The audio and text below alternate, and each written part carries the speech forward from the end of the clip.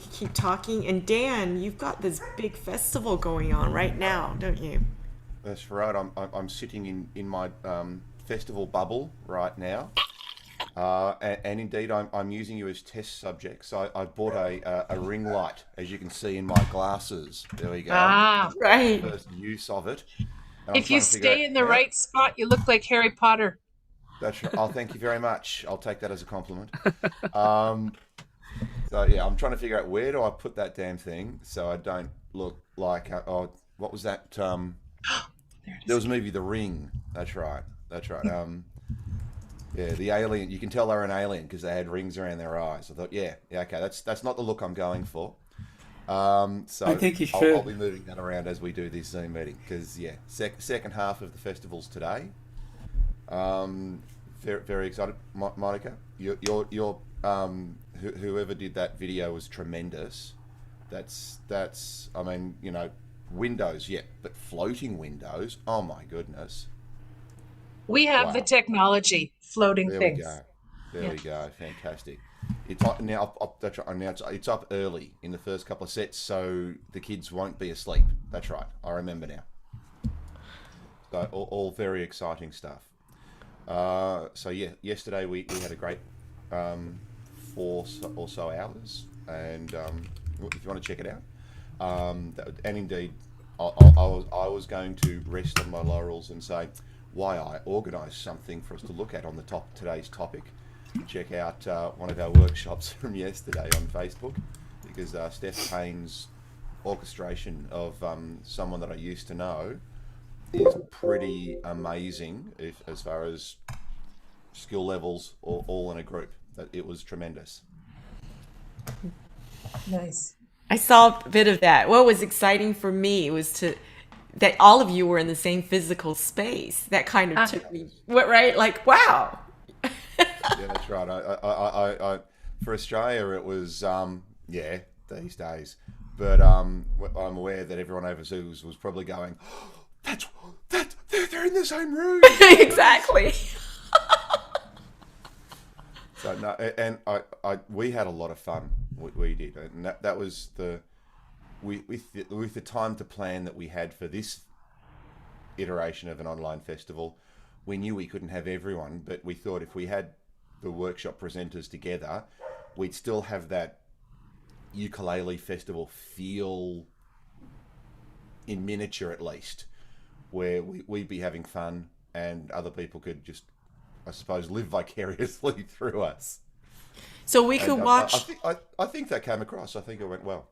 so Dan, we could watch live stream through the Facebook page as well as the previous yesterday's one, right?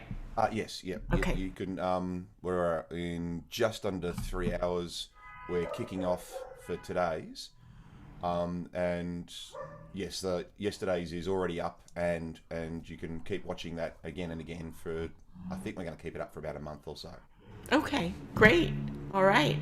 Yeah, today's very Wonderful. different to yesterday. Yesterday was all workshops, and we got Pete McCarty to zoom in from Memphis to run a strum along for us, uh, which was amazing.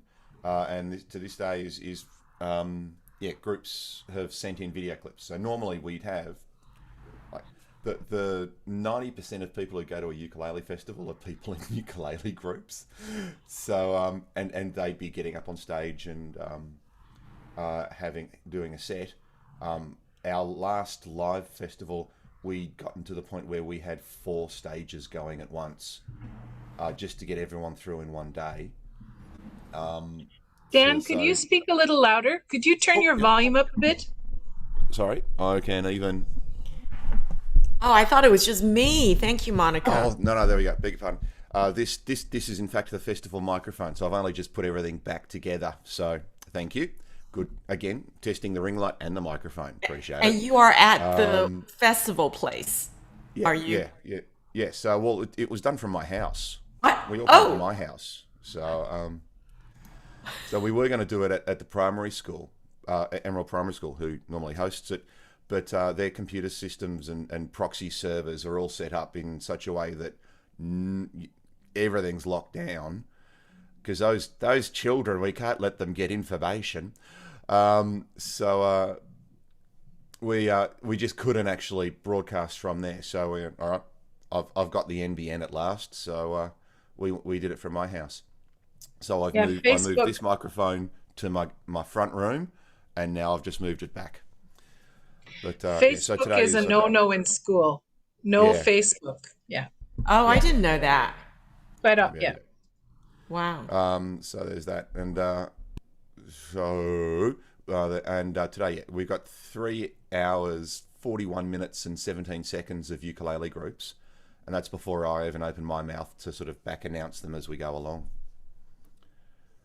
And this is sequential, isn't it? Because you don't have 4 stages. No, yeah, so it's just you're going to see everything. If you sit down, you'll see everything. Fantastic. I had the intention to do something, and I just got swept over. Yeah. Oh, you were gonna. Yeah. Right, yeah. I have to say, it was a miracle that we got ours done. It was a miracle. Oh, you submitted. Oh yeah, Oh. and it's tremendous. It is. It is one of my favorites. It's brilliant. Woohoo! It's because we're floating. Yeah. It's fantastic.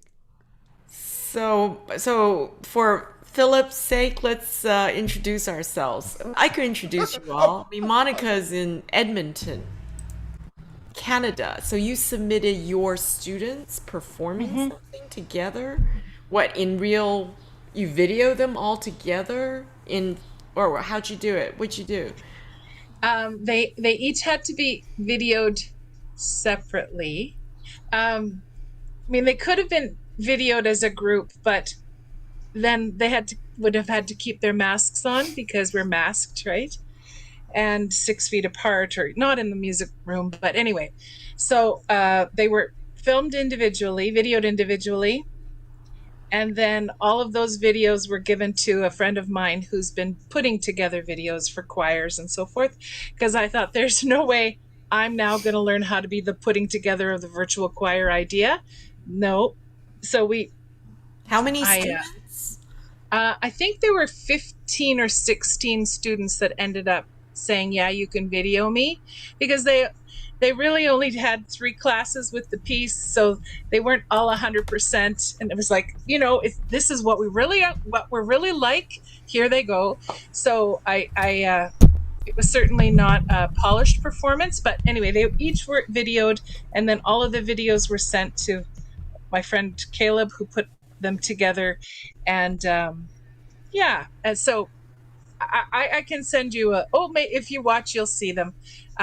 It's quite a cute little presentation, and they performed a piece that was just an instrumental, so they weren't singing.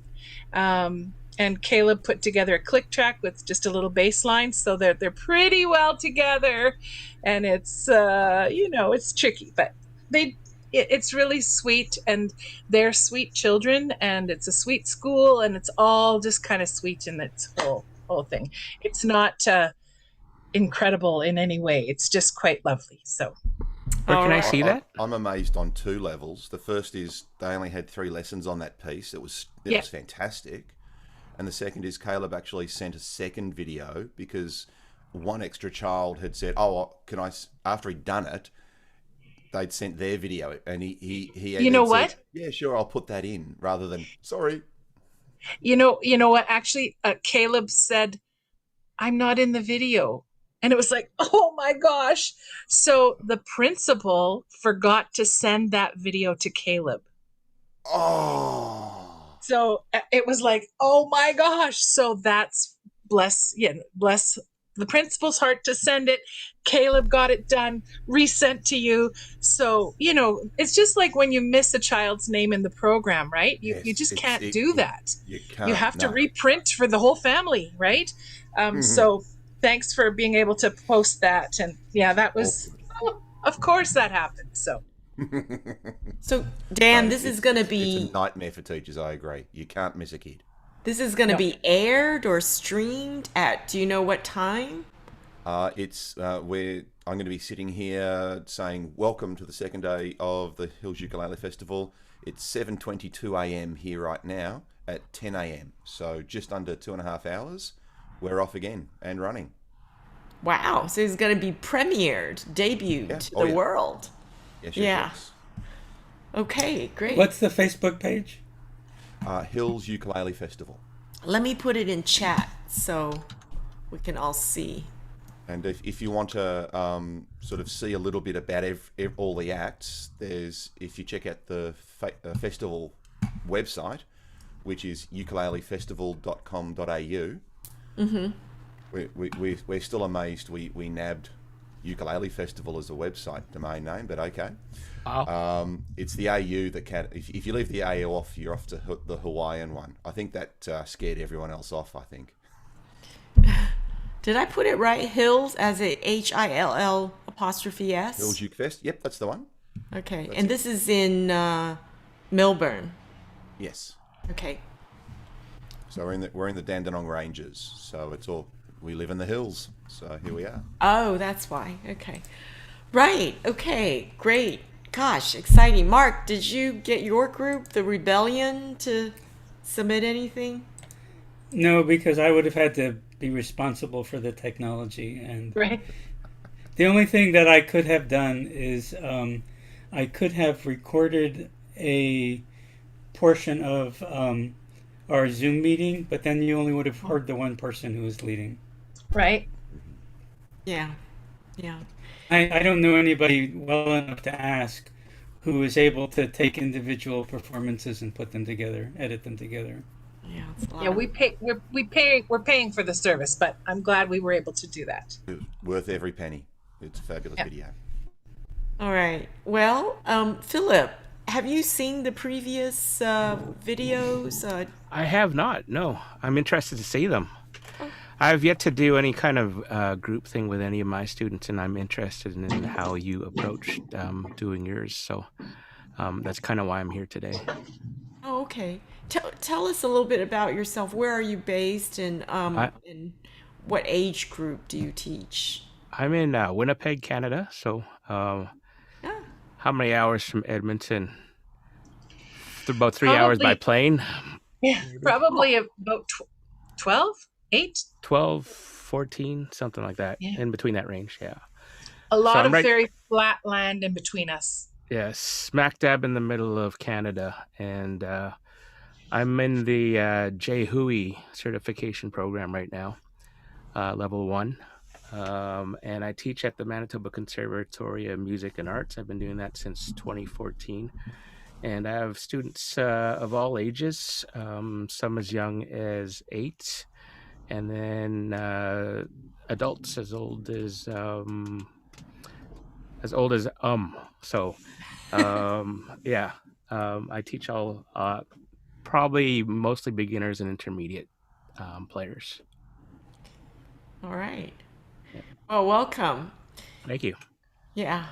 So, Mark, do you want to say something about yourself? Sure. I run the San Francisco Ukulele Rebellion, which is before the pandemic. We met twice a month and just jammed out of the daily ukulele books, and I also I've given a couple of workshops on Hawaiian strums at ukulele festivals, and my connection to ukulele instructors is that, in addition to doing the workshops, I've been thinking about adding, or I had been thinking before the pandemic about adding an instructional component to San Francisco Ukulele Rebellion, so that people who wanted to could come a half an hour or so before everybody shows up to jam, and we could pick a specific topic for that day, like playing up the neck or moving from the C chord to the G7 chord, anything. And the reason I did that is because we used to play in public, and people would show up who were new to ukulele or who were interested in ukulele and come up to me afterwards and say, "Do you teach?" as well as, and of course I don't. So I thought, to be more inclusive, it would be nice if people like that could come a little bit early.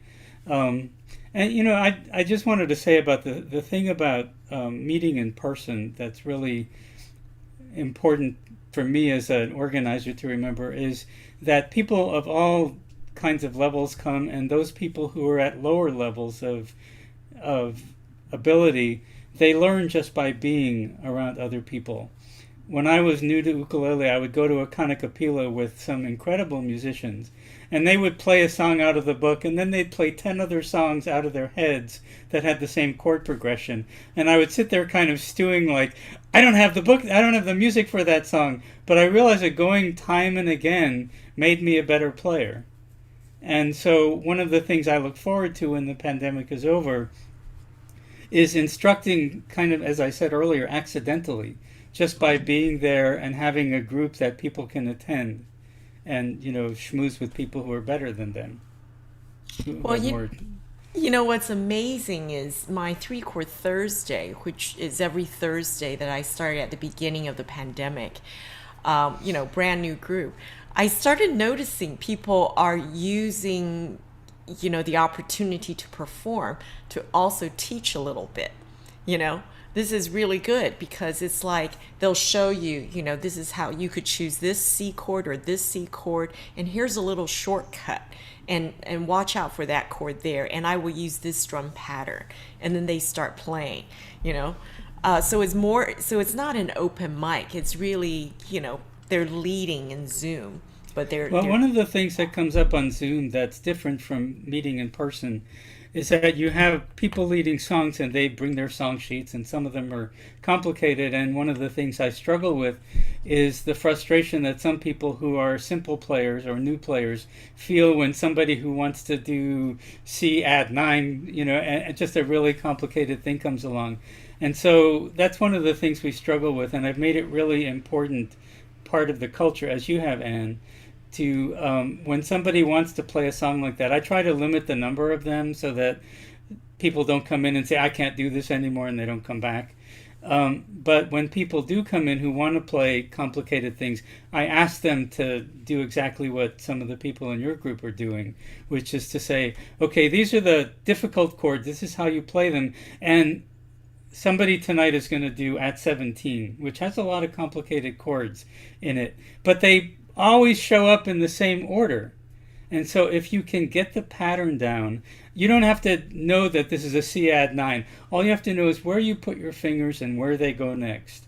And if you get that pattern down, you're suddenly playing a complicated song without even realizing that you knew those chords.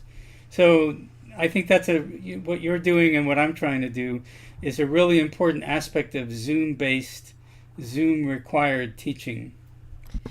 Yeah, I think this way of learning, like you said, showing up, and then you're there in the group, you get more and more comfortable over time, but to go there in the first place takes a lot of guts unless somebody brings you there, unless you're self-initiated. You really don't want people to know that you're just a complete beginner and you don't know anything. It's very intimidating, actually, when I think about that, but it's a great way to learn. So Philip, are you part of a group? Do you lead a group? I don't lead. I am part of the board of the Ukulele Club of Winnipeg. Oh. And so a couple of years ago, we held the Prairie Jamboree Ukulele Festival, and we had Kathy Fink and Marcy Marks out there, and Kevin Carroll was out too. So I'd actually met Kevin Carroll out at Ukulele Hot Springs in 2017, along with Cynthia Kanunen and John Nash. So that's how we got connected with Kevin to come to our festival. And then we're supposed to be holding one in 2022. We had to cancel it for this year and last year. And we're going to have Craig and Sarah, and also Lil Rev and Gerald Ross out. So that'll be in 2022. Wow, that sounds exciting. Yeah.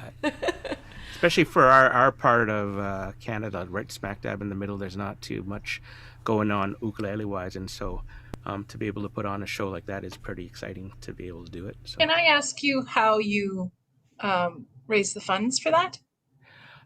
So there's yearly membership, and also we have kind of like a tip jar, and we have merch stuff. So that's kind of how we raise funds for that. And then people pay for to attend as well, right? So it's like we have it for 3 days. So like we'll have a Friday night, an open mic and a meet and greet, and then the next day will be all workshops with a gala concert, and then maybe a short workshop and strum along on the third day.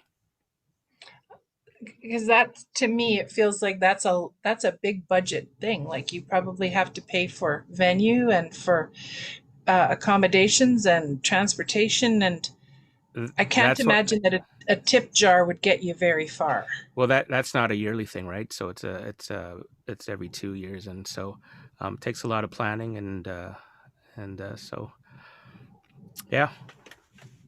Well, just speaking about that, I was in two festivals last year, virtual ones, and what was interesting was one was completely free. Well, sorry, no. Nobody got paid for that, but it wasn't free. People paid a minimal amount. Monica, you were in that one. Mark too. Dan too. Remember the one in July? So none of the instructors or performers got paid because all the money went into some charitable fund or whatever, charitable cause, but people had to pay. How much was it? $40 or something, $45 for 2 days. And then the one I did at Centrum in September, all the instructors got paid. I just taught 2 half-hour sessions, over 2 days, but everybody had to pay to attend those 2 days. So, I mean, I would love to maybe put that as a topic in the future festival, especially, well, Dan, you're right in the middle of it. How are you funding for this? It's completely ours is free. Completely free. Yeah. I mean, the concept of organizing tickets on an online thing is just no thanks. So our entire thing is funded through a raffle, which is which, due to Australian laws, tickets can only be sold in Australia, which is a shame, because if you check out the festival website and see the raffle page, there are, and I'll go and grab one in a sec, some truly tremendous prizes. Hands Music has been very, very supportive since we've started 5 years ago. They've got some amazing prizes for us, and this is not my job. I mean, I'm a primary school teacher. As long as we break even, my school actually hosts the event. So if our very first year we did it, we were in the red by $50. We didn't actually cover costs, and they said $50. That's fine. It was a fantastic experience for the kids.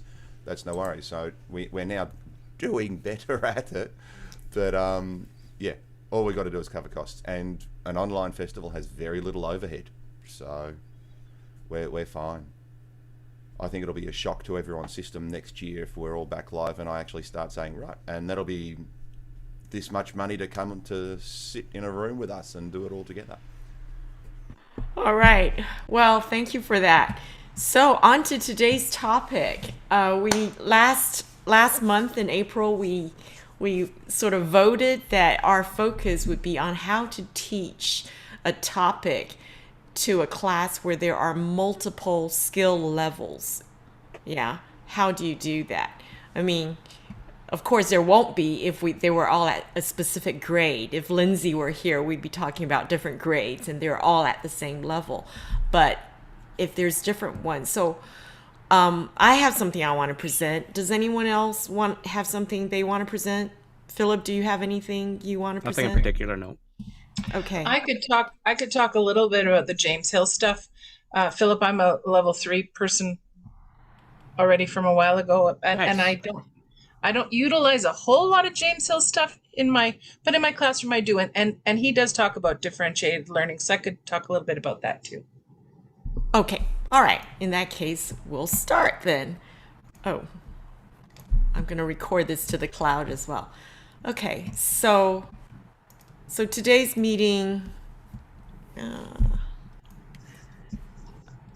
sorry, what do you see in front of you? Do you see this? Oh, there you. Yeah. Yep, There you you've go. popped up. Okay, all right. Ukulele instrument, teaching to different skill levels, and I'll have this presentation up afterwards. So we're thinking about how do you suppose it's one song or one piece, right? And they're different levels, or you're teaching one chord progression, or one rhythmic passage, or anything else, or one class, or how do you take one piece of whatever and kind of figure out how it applies to different levels. And I suppose this is one reason why we have the ensemble, right? Because people can play at different, oh, I've got one more, different parts. Yeah. So some of the issues and concerns are, everybody's got different sight reading abilities, different backgrounds and different learning styles. So how would you do that and also get feedback for your teaching? So I decided to do this one. I'm just gonna present this. This is a song, Canadian group. I studied in Canada for about a year, so you probably know this song. I'll just have you listen to it for a little bit. So you'll hear there are different bits in here. It's an 80s anthem. S S S A A A F F F E E E T T T Y Y. Safety dance.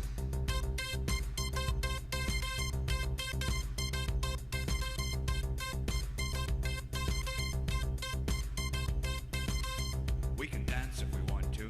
We can leave your friends behind. 'Cause your friends So you hear the bass line. dance. Well, they're no friends. That could be replicated by the ukulele. Want to a place that they will never find. We can act like we come from out of this world, leave the real one far behind, and we can dance.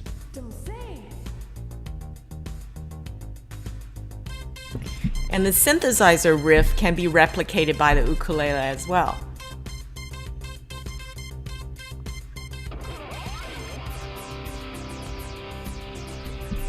And the electric guitar riff can also be replicated by the ukulele. We can dance if we want to. We can leave your friends And of course, singing as well, and all the chords, rhythmic, guitar, everything. behind. Say we can go where we want to, place so they will never find. We can act like we come from out of this world, leave the real one far behind, and we can dance. Another riff as well, the electric guitar riff here. We can go where we want to. Night is young and so am I. We can dress real neat from our hats to our feet, surprise them with the victory cry. Say we can act if we want to. If we don't, nobody will. You can act real rude and totally removed. I can act like an imbecile. Say we can dance. We can dance. Everything's out of control. We can dance. We can dance. They're doing it from pole to pole. We can dance. We can dance. Everybody look at your hands. We can dance. We can dance. Everybody's taking the chance. Safe to dance. Oh, it's safe to dance. Safe to dance.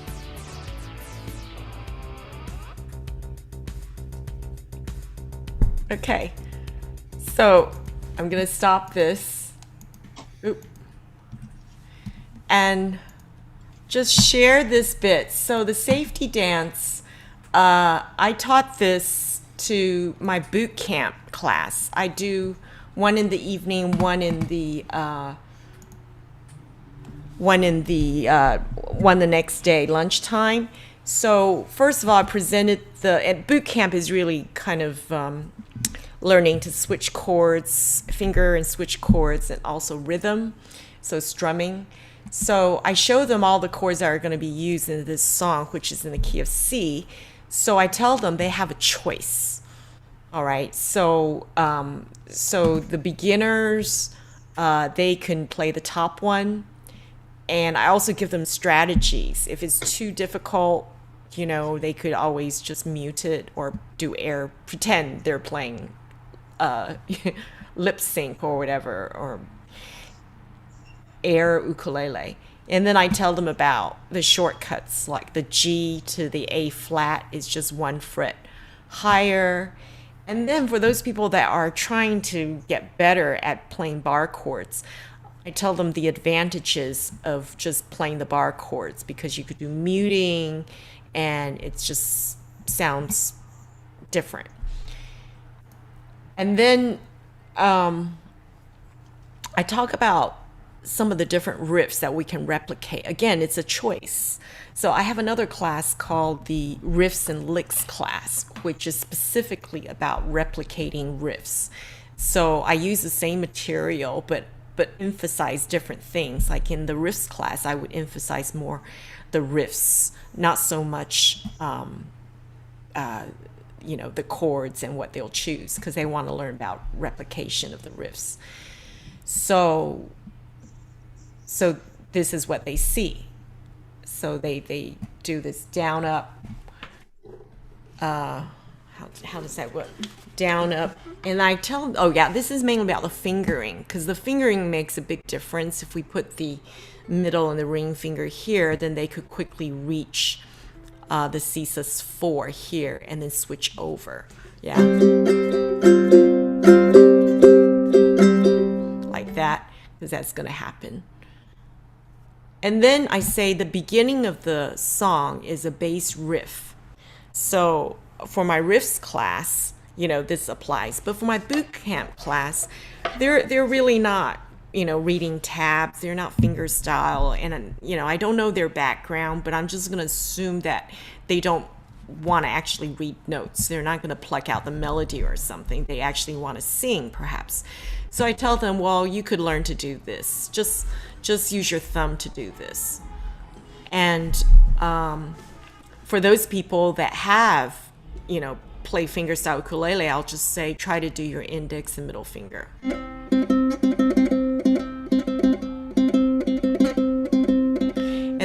And then those that want to strum along, they could follow the same pattern, but just do the down up. And they can mute if they want to, instead of doing an air stroke there. And then I talk about, it's like in fingerstyle, I would go in depth, talk about articulation, the staccato here, and then the accents, and make sure they do that. But I talk about how this is throughout the whole song. So people who don't want to sing, they could be doing this for the entire song. And the extended version of the safety dance has this bit, but if you see the other versions, they're shorter. The whole section in the front is cut off. So and it's really hard to do both at the same time. It's really hard to do S. I can't do it. I can't do the bass and do safety dance or anything. Cannot. So, but the good news is we could play along with the video. Now, this is the bit that I find most interesting. Everyone can do this, yeah. And then I had one student who pointed out, well, actually, this is fine if you use the easy C with the thumb and the index finger. But yeah, exactly. But if you were to use the barred C chord, he said, then you could use the outer 2 strings rather than have to find the open C, and you can control it. You can actually do muting and all sorts of things. So that's great. Of course, what he just said probably went over the heads of some people who are still at the level of this easy C. Yeah, so they'll stick to that. And then I go through the music. Yeah. Now, of course, this format is really hard for people who just are used to the song sheets and everything. But this is useful for people who want to pluck, so they could be plucking this is just the melody. Sorry, is this the melody? No, this is not. This is what the bass plays.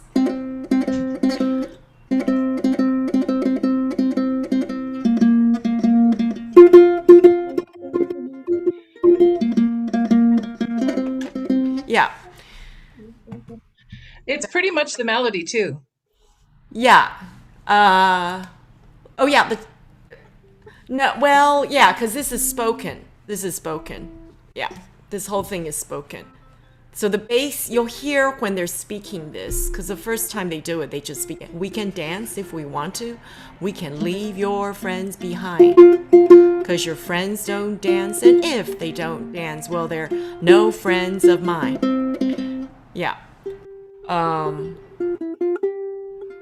Yeah. So It's just we'll between have. an E and a G. Pardon? Between an E and a G. Yeah.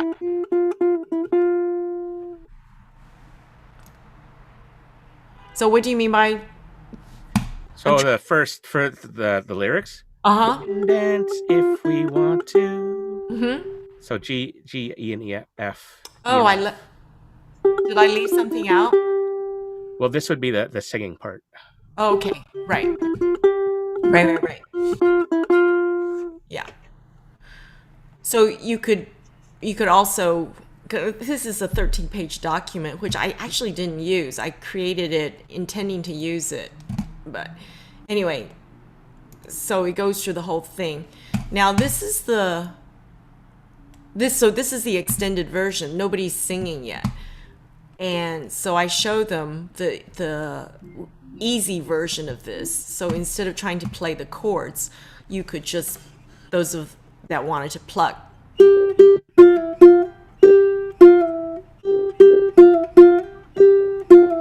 they could do that 4 times. Yeah. Or they could play it, yeah, with the fingering that I showed earlier. Right.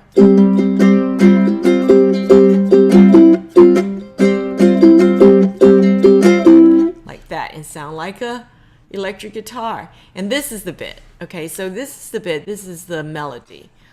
So they could pluck the melody.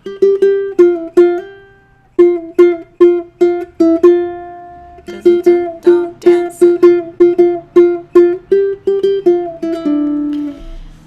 All right. But I don't think anybody's plucking the melody. They're actually singing and then playing the chords. Yeah. And then we have the electric guitar bit. So they, and yeah, and once they know these different riffs, learn these different riffs, then they could look at it this way. This is easier to, on one sheet. Yeah, and then the last verse, the fade out to the end, different ways to do it. And that's about it. Yeah. Cool. Okay. What do you think? Cool. Intensive. Yeah. Intensive, yeah. Oh, I love the Comprehensive. safety That's dance. the word. Comprehensive. Comprehensive, right. Well, it's very fast, so I slow it down to 0.75 of the normal speed, and we go through it.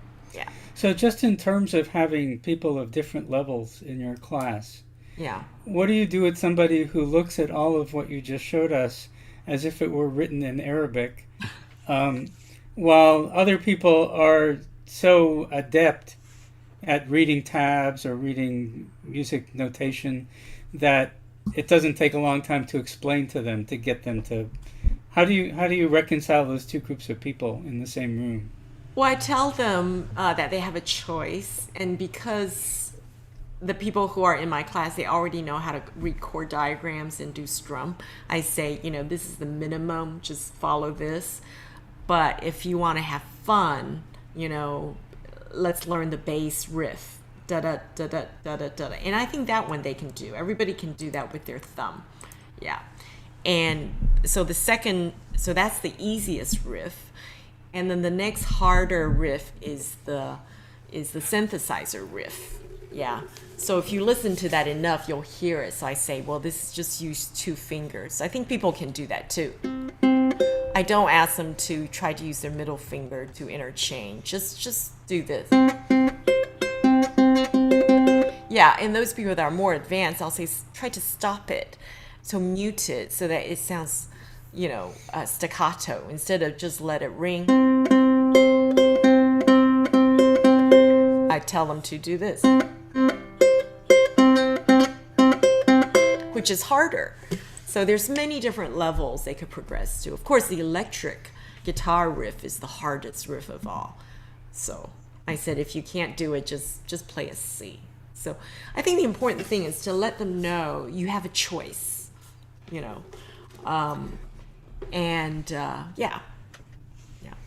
So after Monica presents what she wants to present, your display reminded me that I can show you guys what my materials look like in my strum workshop. Oh, right. Okay. And then I can explain to you. I'll take 5 minutes to explain to you how I deal with people who are picking up ukulele for the first time. Yeah, that's good. All right, thank you, Mark. All right, Monica, you want to show us? Let me make sure you can share. You know what? I see that I could share, and what I was busy doing was sending you stuff because I didn't think I could share. So sorry. Let me just see if I can. I will open up what I was wanting to do. What a dumbhead I am. Yeah. Okay, so sorry, I can't do it all. Can't talk and figure it out. Okay, Just a sec. We'll talk a little bit. So You do that.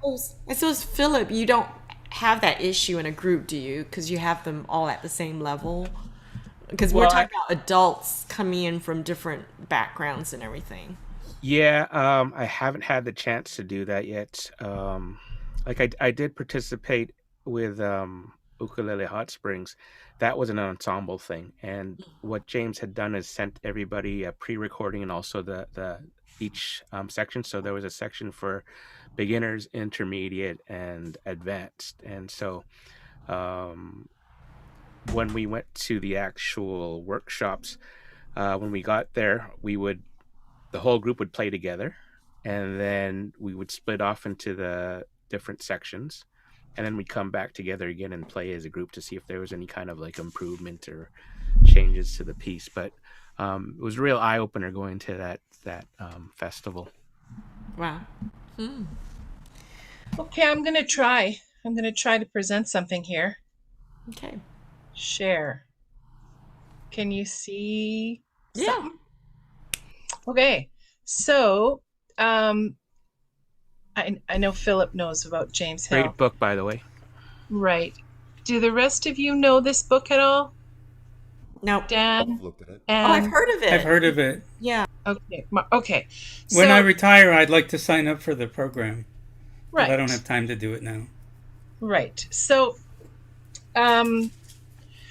James Hill put his level 1, level 2, and level 3 student books free for everybody to download, which is quite astonishing, really. So you could go to James. Actually, if you go to uketropolis.com, you can access stuff. Scroll down, it'll say free. When it says free, all you need to do is sign your life away. No, you don't. You just have to give them your email address, and then you can download these books. Now, so I have been giving this link to my students, my adult students, and my children's students, because this is a really good place for everybody to begin reading notes. And I don't use tab. If somebody brings in a song that has tab, then we'll look at it and we'll do that. But it's not my area of what I like to present. I know people use tab all over, and bless them and good for them. It's just not my thing. So anybody who learns from me, I'll just say, tab is great. This is how it works. Go for it if it works for you. But while we're together, I'm about reading the notes. So I appreciate this for that. So I'm going to just head over to one of my favorite songs. So here, by the way, so you can see the contents.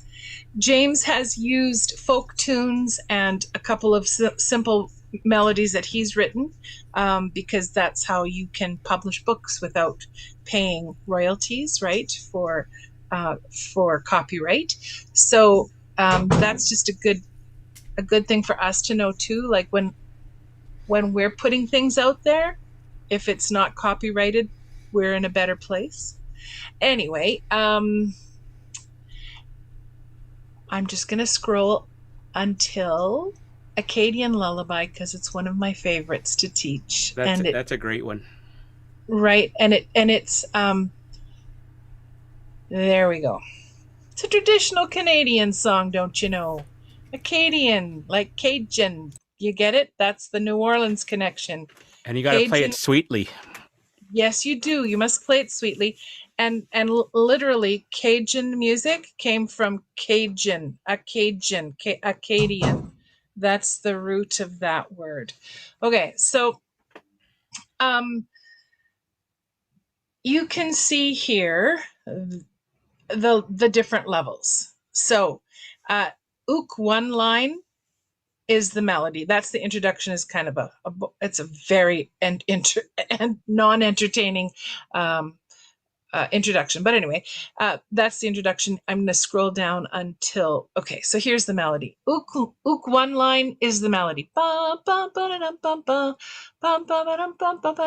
Okay, so the other piece about this I like is that they're learning to read a score. Everybody's reading the top staff of the score, right? So ook one line is the melody. Ook two is part of the differentiated learning. Ook 2 is usually closer to a bass line or often has open strings. It's not as complicated generally as the ook 1 line. So it's a harmony. It's more basic. So for your players who aren't quite as adept at picking melodies, there's the ook 2 line. And then for your third group of folks who don't want to read it all, they can play the chords. And so the chords are there and they can strum the chords. So right here, we've got 3 parts for 3 different levels of learners right there. So I think that's a really good way to put that together. To differentiating, to teach in a differentiated manner. So you've got a harder line, a harmony line that's easier, and then the chords to strum. And all 3 of those together sounds really beautiful. Usually in a class, in any class, we'll all learn line 1, we'll all learn line 2, and then we'll divide in half, and you play line 1 the first time, you're playing line 2, and then when we repeat, we switch. And if you just can't at all, pick the one that you like the most. And so that gives the kids the opportunity, or the adults the opportunity, to do what they'd like to do. So yeah, so that's just an example of differentiated learning. Yeah, I love this song, and I haven't got a chance to use it. I teach outreach at an inner city school, and I haven't had a chance to use this book yet, and I totally want to. Yeah. So also with the second ukulele, it's a low G on there, so the kids will, get the full range with the low end of their ukulele as well. Those kids that are playing the second uke. And there's kind of a fourth way to approach this, and this is how I've been using this song with my online students, is to combine ukulele 1 and ukulele 2 together to play chord melody. So it's kind of their intro to the chord melody. Right, to play them both at the same time. I was just trying to do that until I saw I needed my low G, so I went to get it, and then you could just sub with your regular G. Yeah. Right. And at the beginning of this book, it'll have the low G, and then it'll have a shadow of the high G. Right. So again, for everybody will understand that if you don't have a low G, you just play the high G. But then the people that are more advanced go, well, should I play the G that's open, or should I play the G, right, whatever. So if they're that smart, they can do whatever the hell they want. But so that's one way of differentiating. And another thing that we haven't I haven't heard a lot of people talking about, and actually James doesn't talk about it a lot either, but Chalmers, who is the reason we teach ukulele in schools, really. And this James Hill book, at the beginning, the first page, it says, sorry, I can't get there faster than my little wheel is scrolling. Oh, I can, yeah. No, apparently. Okay, right there by James Hill and J. Chalmers Doan. So Chalmers, um, this is basically Chalmers' book reworked with James and reorganized a little bit, but the bones of it, the foundation of this is still from Chalmers' work, which was from the 70s and the 80s. What was my point? Oh yeah, Chalmers taught singing the strings. Do you know what singing the strings is? So I think that's another thing that I haven't utilized enough that I want to do, especially with my adult group. So they're singing a harmony that's existing right on the string that they're playing, right? So for people to be able to just change the chord shapes up here and pluck, your job is the third string. So here's your melody, right? And they're playing their third string, and that's what they end up singing with their lyrics. Then they have automatic harmony, and you're playing the second string and you're singing it. So it's just kind of a brilliant way to get automatic harmony from singers. And then I guess the last piece for me is it's important for me as a choir girl that the melody is correct when people are singing it. And so I spend time making sure that we're singing the right melody. And when I make my worksheets, let me stop presenting this one. I just the other day, I wrote up this song sheet. So the Wellerman, everybody's singing the Wellerman song since January. Now, how do the Aussies feel about the New Zealand folk song? Are you sick of it already? No, I think it's Yeah. fabulous. I love the fact that he's got a recording deal out of it. Okay. I'm a little bit surprised at what his first single was, The Wellerman, and it looks like it was directed by someone who time warped from the late 80s. It's very strange. I'm looking at that going, oh, you might have blown an opportunity there, mate. That's Mullets are back. Go figure. Oh, I know. It's I horrid. know. You're from Canada. All the hockey players have mullets anyway, so Yeah, we call it hockey hair. Anyway, so I don't know why it's gray, but it is gray. Oh, there, it's not gray anymore. So I'd love to have a copy of this. Can you? Oh well, I think I emailed you this. Okay. Not as a PDF. I think I sent it as a Word doc. I'll send it as a PDF. But Okay. so just in my note flight, I don't know that it's 87, but I printed out the melody. I added some chords, and then I put the verses down here. So, this, again, it gives us the opportunity to sing the words. Here's the melody. That's what you should be singing, you people. And here are the chords that you should be playing, and you can try to pick it if you like. We could pick one verse or whatever. So it just gives us an opportunity to create our own arrangement in whatever manner we want. But here's all the tools. The chords are there, the melody's there, the words are there. Go. There's no harmony written out in here, but that's how I like to present my song sheets. Do you tell them which right hand fingers to use to play this? When I'm plucking a melody, is this really bad that I just pluck with my thumb? No, it's not bad. It's not bad. When I'm doing different strumming patterns, I like to do, the Pima thing. So I can do that, but I haven't been picking one melody with multiple fingers. I've just been using my thumb. So I would give them fingering as far as like if the melody is up the neck, I might say use, the third finger on the 7th fret or whatever. But this melody is pretty, it's just all up here anyway. So it's a great material to get them to do chord melody. Yeah. Yeah.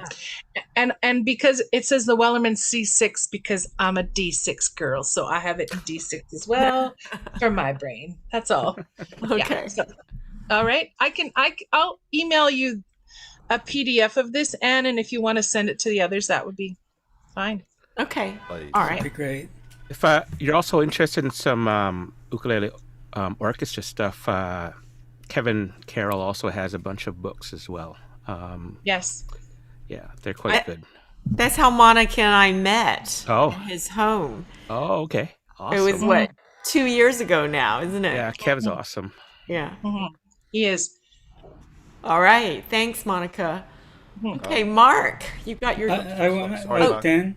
Dan? If I could just, I have to start getting ready for the festival, and I just have 2 minutes of something. Okay. As a primary school teacher, and like for Philip's sake, I was teaching primary school kids, and they were having so much fun. Their parents wanted to get in on the act, so now I have adult students. All right. And the adults don't like admitting this, but basically the only difference when it comes to musical education is adults are taller. That's about it. There needs to be instant gratification, otherwise you lose interest very, very quickly, and you need to feel that you're achieving something every single lesson, and then you want to come back, and then once there's a basic skill base, I'll take a week to actually learn the next skill, but you need to have instant success initially, which is why the ukulele is so amazing. C major chord, hello, one finger, you're good to go. But sometimes, like for, and as far as different groups in the same thing, I put the work in making sure that the groups are actually equal all the way through.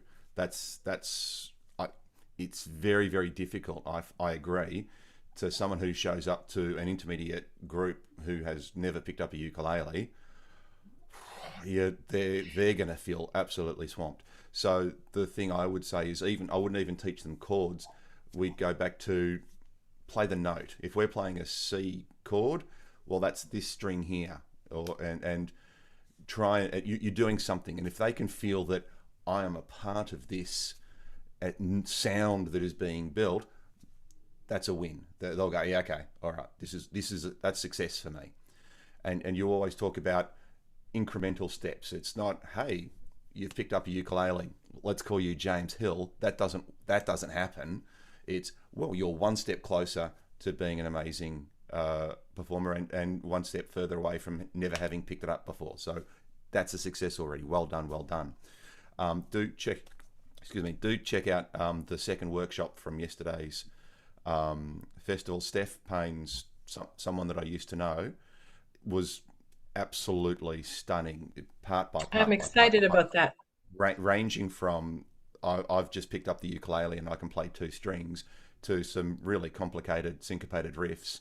And I'd like to say, none of us had practiced that. We actually, well, not fluked, because everyone else is incredibly talented, but when we played that at the end and it just worked, that was because the rearrangement was just tremendous. So that's definitely there.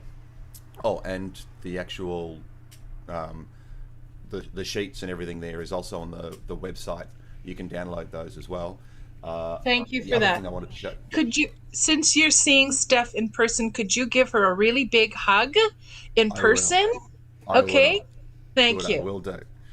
And this is my exciting show and tell. This is actually the 3rd prize of the raffle, but we have 3 of these. This is it's been tattooed by an incredibly talented artist, Gypsy Spelling of Pencil Guitar. He's wearing, the owl's wearing a COVID mask, and because he's wearing glasses, of course, they're all fogged up. And it's Huff That's 2021. hilarious. There's only 3 of these in existence at all, and it's just tremendous. I think they're beautiful. And I'm very Wow. upset that I'm not allowed to That's buy great. raffle tickets, but you know, me saying thanks for all the raffle tickets you bought, everyone, I won first prize, that's not a good look. So so it's probably a best good that I don't buy raffle Oops, one went missing before the raffle happened. Oh, I don't know what happened. Oh, it's a mystery. So yes, there always has to be instant gratification. That's the secret. If you can get the brand new student doing something where they go, hey, I can hear myself doing this, and it fits in with everyone else. well, they're responsible for the entire sound. Everyone is responsible for the entire sound, whether it's the person going absolutely crazy or the person who's just going bump, bump, bump, bump. Well, you were responsible for the sound. If you can get that feeling, that's a successful lesson. That's what I had to offer. All right. Thank you, Dan. Lovely seeing everyone. Thank you again, Monica. Good luck Lovely with meeting you. your festival Good luck today. with today's And festival. it's a pleasure. See you next month, guys. See you. Bye. All right. Okay, Mark. I wanted to speak to what Dan said. When you offer a public jam, you can't really say, come back when you're an intermediate. So one of the strategies we use is I tell people that if they recognize a chord in a song, like we're playing a song in C, every time the C chord comes along, play the C. If you know two chords, every time either of those chords comes along, like say you know C and F, whenever the C comes along, play the C, then wait for the next one, or wait for the F and then play that. And the value of that to them is not only that they're contributing, but they also have to follow the music. They have to pay attention when they're not playing. And that is a skill that people have to learn, because it's one of the several things your brain has to do at once when you play an ukulele, right? Your brain has to talk to your fretting hand, it has to talk to your strumming hand, and it has to talk to your eyes so that you know where you are. And it also has to talk to your mouth so that eventually you can sing, play, and read at the same time. So it at least teaches one or two of the skills to people who are starting from scratch. So what Dan said was really important in that respect. I just have to excuse myself for a minute. Somebody's at my door. I'll try to come back. I might not be able to. Okay. All right. The other thing I wanted to mention that I took a workshop with James Hill where he divided the class into 4 strings. We were the G string, we were the C string, we were the E string, and you sang your melody line. You sang the chord, that note on the chord, and it's a wonderful. I was new to the ukulele at the time, and it was eye-opening to me about things like music theory and chord construction, because I come from a clarinet background where you play one note at a time, and you can get away for 9 years, as I did, without realizing that one note is part of a chord. So what James Hill does is incredible. What I wanted to show you guys was my my strum workshop, if I can find it here. That's a great idea to divide the class into 4 strings. Yeah, that's what he Wow. did, and it really is wonderful. Hold on just a second. I'll see if I can share my. So I teach Hawaiian strums, an introduction. Can you guys see that? And before I hand out the materials, I ask people to pick up their ukuleles, turn them backwards. Because what I think anybody can do, even people who don't know how to fret and strum at the same time, is hit the back of their ukuleles. So for example, I don't give them this sheet at first either, but there's a strum here called the Maleka strum, which goes like this. And basically what it is, it's a succession of triplets with the middle note gone in every alternate triplet. So it goes ba ba ba ba bum, 1 and a 2, a 3 and a 4, a 1 and a 2, a 3 and a 4. And I tell people to pick up their ukuleles and play that, so they get the rhythm in their head. And then I show them this. And what I try to do is I've done this in both notation and in strum notation. So this here for Maleka, these are triplets, and each of one of these is a measure with a little half measure in the middle. And so they can see that this is what they're doing. The strum picks up on the third note of the triplet in the previous measure, bum, bum, bum, bum, bum, rest, bum, bum, bum, bum, bum. And they can do that way, and then I also provide them with these 2 diagrams which show them how to use their fingers to do it. So for example, if they're just going to use the one finger, they can go up, up, down, up, down, up, up, down, up, down, up, up, down, up, down, up, up, down, up, down, up. But I also have a way of playing this where I use my thumb, and I'm going to stand up to show you this, where I go up, down, thumb, up, down, thumb, up, down. So it sounds like ba-ba-ba-ba-bum, ba-ba-ba-ba-bum. And I show them where to use their thumb on that. So anyway, the thing about playing strums is that it's really important to hear people when they're playing.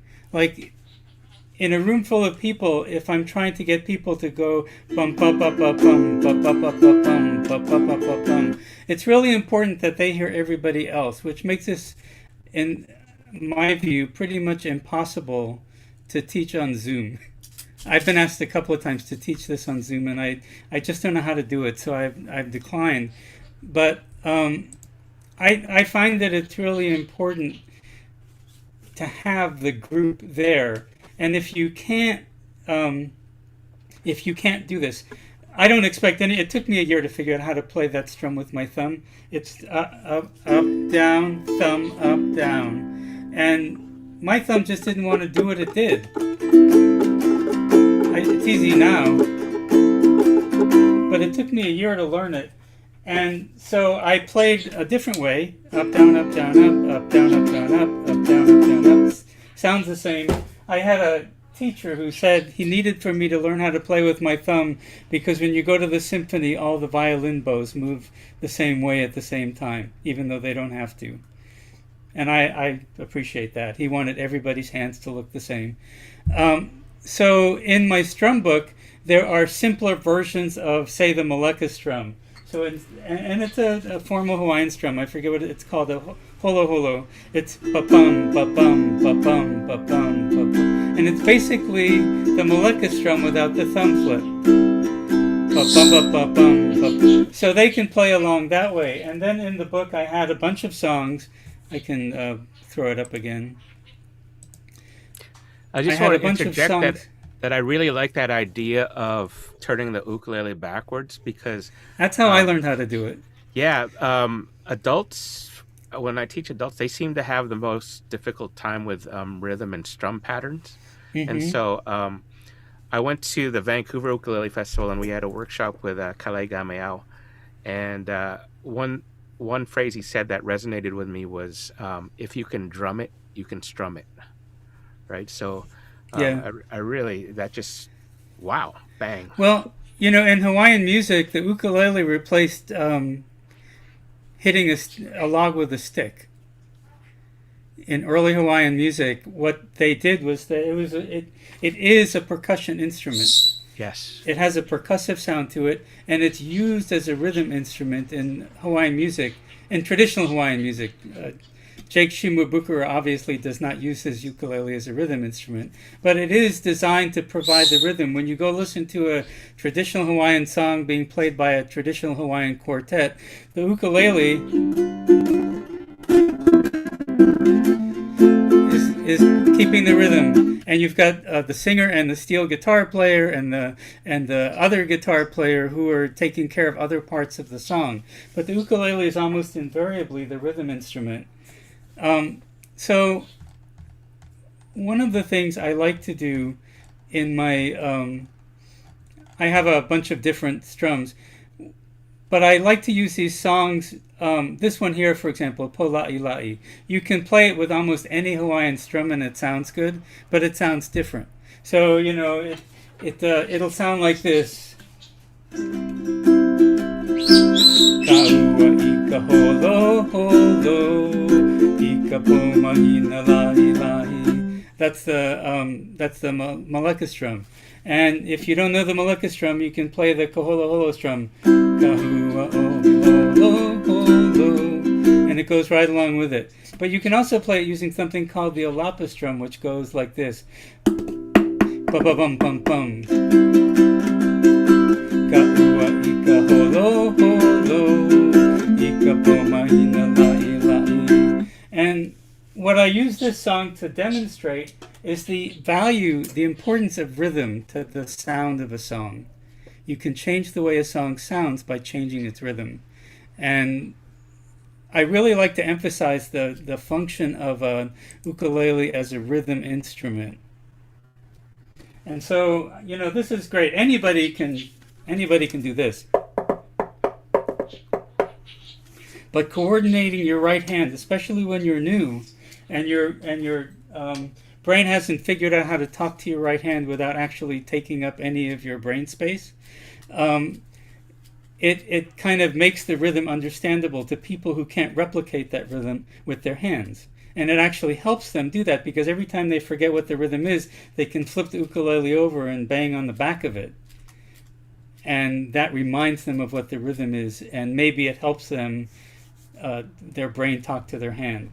And if it doesn't, they can sit there, and while we're playing, one of the songs, they can bang along on the back of it instead of having to strum if they can't strum. So that's what I do, and I've only taught the workshop a couple of times, but I taught it at the San Francisco Free Folk Festival to a room full of like 60 people, some of whom had never, ever played Hawaiian music before. And they walked out at least understanding the concept. And, I understand that having taken a year to learn how to play strums with my thumb, nobody there is going to learn that in 60 minutes. So I hope that the sheet that I give them and they take home allows them to practice that and to remember where their thumb is supposed to be and how their fingers are supposed to be. But I expect them to walk out of there with at least an appreciation of the importance of rhythm. That's great. Actually, you brought up a subject that I feel maybe we haven't, we should address maybe, which is how do you teach rhythm? The reason why so many ukulele players want to know like what strum pattern is it? Can you teach us strumming? Because it's all about rhythm, isn't it? And I just took it for granted. Just listen and you'll hear the rhythm. Can't you hear it? And once you hear it, you can figure it out. But I guess it's not obvious, is it? One of the things I've learned through Zoom, it would have been impossible to observe this in a group full of people. But in Zoom, when somebody leads a song, you see all of their warts. And one of the biggest things I've seen from a lot of people, which I think is a problem that I don't know how to address on Zoom, is counting to 4. There, songs, a lot of songs end, the song melody line ends before the 4th beat of the measure. And some people let that, they take advantage of the rest and hey Jude, 3, 4, don't let me down, 3, 4. Other people don't.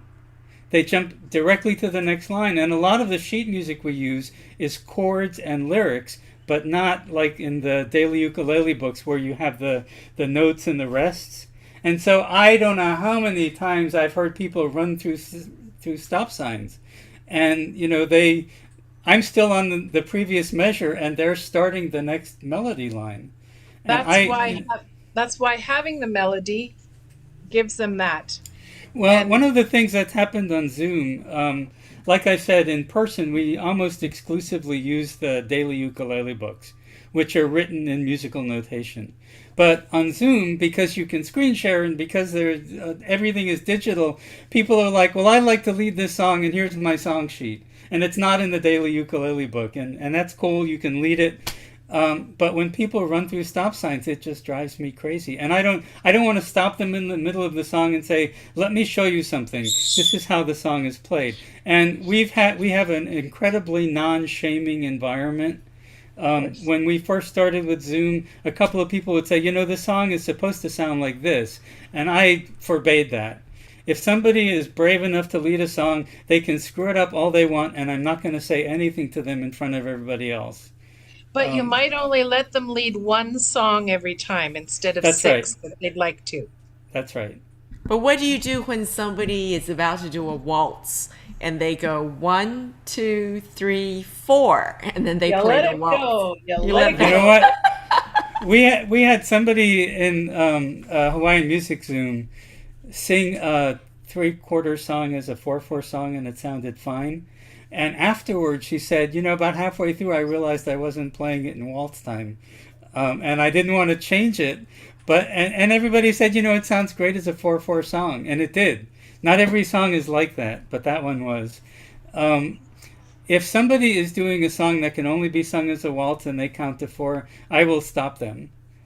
I will say, this is a waltz, you need to count to 3.